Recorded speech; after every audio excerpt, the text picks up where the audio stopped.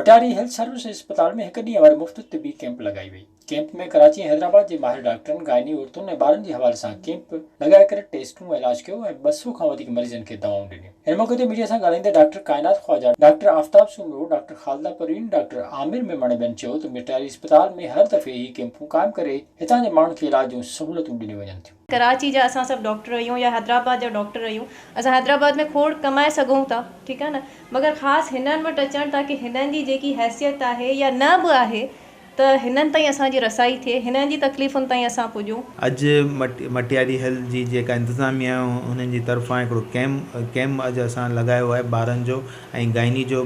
त हिन में असां ॿारनि जो फ्री चेकअप पिया कयूं ऐं जेका आहे फ्री इलाज पिया कयूं, जेका भी मेडिसिन आई असां ॾियूं पिया। बहुत अच्छा वेल इक्विपमेंट और हॉस्पिटल है जो कि यहाँ पे मटियारी के लोगों के लिए एक बहुत बड़ी नेमत है और लोग जो हैं इससे बहुत ज़्यादा मुस्तफ़ीद होंगे। असांजो जेको टारगेट हो त असां वधि में वधि ॿारनि खे ऐं जेके औरतूं जेके जिन जा मसइला थियनि था गाइनी आपस जा, उनखे वधि में वधि जेकी आहे सो सहूलियत ॾियूं। हुननि चयो त मटियारी शहर में अहिड़े अस्पताल क़ाइमु थियण सां हितां जे शहरनि ऐं इलाइक़े वासियुनि खे घणो फ़ाइदो थियो आहे।